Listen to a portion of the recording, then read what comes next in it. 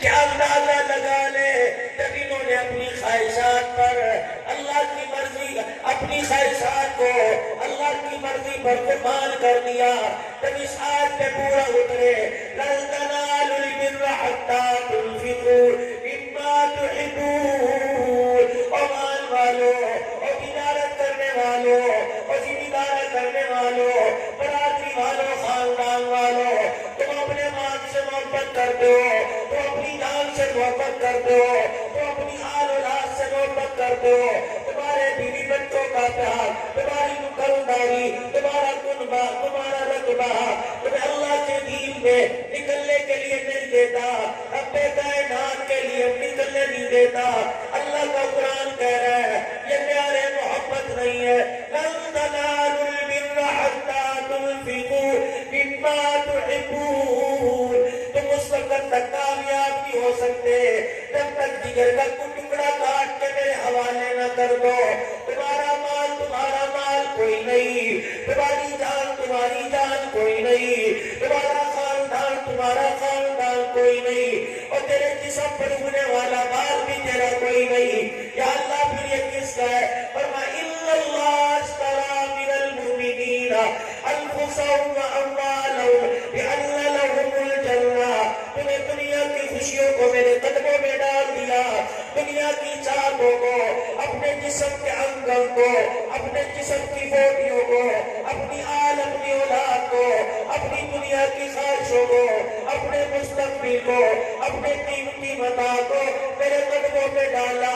پروردگار عالم نے تیرے قدموں پہ جھولی میں اپنی جنت کو ڈال دیا۔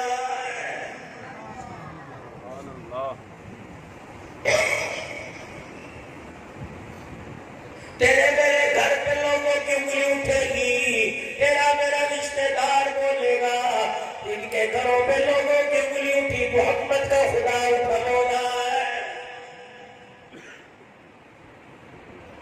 حضرت عمر فاروق رضی اللہ تعالیٰ عنہ کا زمانہ آیا،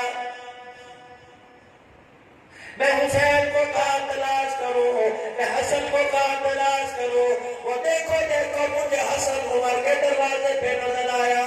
حضرت عمر کے دروازے پہ آپ کا بیٹا عبداللہ بن عمر بھی کھڑا ہے۔ حضرت حسن رضی اللہ تعالیٰ عنہ گئے، عبداللہ خیر ہو گئے کہ میرا ابا کوئی مشاورتی اجلاس میں ہے، آپ اجلاس ہے، امت کی خیر کے لیے بات ہو رہی ہے کہ تو باہر گرمی میں کیوں کھڑا؟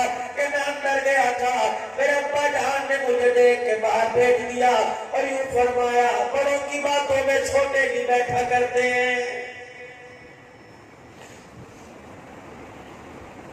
اور صرف کربلا کے میدان میں حسین کا خون تلاش نہ کرو۔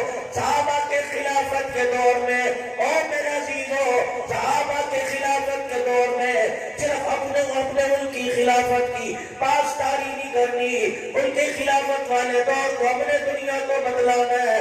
عمر بڑی بات کر گیا، عبداللہ بن عمر نبی کا صحابی، نبی کا چہرہ دیکھ کے کلمہ پڑھا، حضور کے پیچھے کتنی نمازیں پڑھی ہوگی، رب کائنات کی قسم ہے جس کا ہاتھ نہ قبلی والا پکڑ لے وہ چھوٹا ہو کے بھی بڑا ہو جاتا ہے۔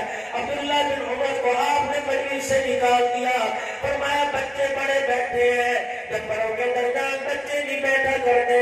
آج اپنے گھر کی حالت دیکھ لو، دادے کے گلے ماں کر رہی ہے، پوتے کو سامنے بٹھا کر، نانے کے گلے نواسے کو سامنے بٹھا کر، ساس کے گلے نوکے سمو کر رہی ہے، اپنے شوہر کے سامنے۔ میرے عزیزو، بھائی کا گلہ کر رہا ہے اپنے بچوں میں، بیٹوں کا گلہ کر رہا ہے اپنے بچوں میں، بہنوں کا گلہ کر رہا ہے اپنے بچوں میں، میرے بھائی نے یہ کر دیا، میرے بہن نے یہ کر دیا۔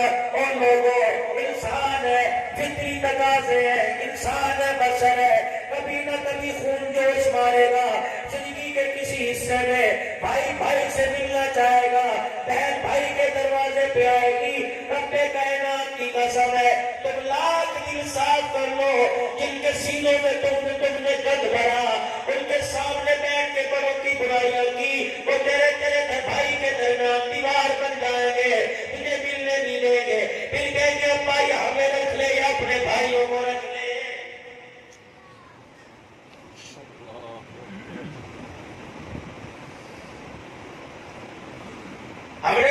مستقبل ٹی وی پر بیٹھنے والے تجزیہ نگاروں کے حوالے کر دیا نا. خواہشات مت چھوٹوں کو بٹھاؤ بڑوں کی باتوں میں، مگر نہ یہ ایسے ذلیل صاف بن جائیں گے کہ تمہاری ساری رشتہ داریوں کو ڈسے.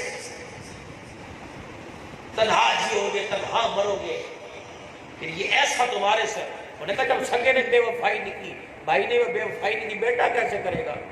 تم کہو گے پترا میں تو چھڑ کے نہ جا، ابا تیرے نہ رہے ہی کون ہے؟ تیرے سگے پر آنی رہے. سبق دو، محبت کا سبق دو. گالی ان کے پاس سے نہ گزارو، دکھ ان کے پاس سے نہ گزارو، کسی کی عذابت، کسی کا گرہ ان کے پاس سے نہ گزارو. رب کائنات کی قسم ہے، اللہ پاک نے تمہیں سونے سے صاف زیادہ ان کا سینہ دیا. اور لوگوں یہ تو کچے مٹکے ہیں، یہ تو مٹی کے گھڑے ہیں، یہ تو چھوٹے چھوٹے پیالے ہیں. ان کے اندر گد بھرو گے تمہیں بڑھاپے میں گد پینا پڑے گا. ان کے اندر قرآن کی باتیں بھرو، ان کے اندر درود شریف کی باتیں بھرو، درود شریف کے فضائل بھرو، ان کے اندر اخلاقیات بھرو، ان کے اندر صداقت بھرو. رب کائنات کی قسم ہے، موت کا وقت نہیں، موت کا وقت آئے گا. مسجد کے مولوی صاحب کو بلانا نہیں پڑے گا، ان کے سینوں میں اچھا بھرو گے. موت کے وقت تمہارا سر گود میں رکھ کے تمہیں کلمہ طیبہ پڑھائے گا.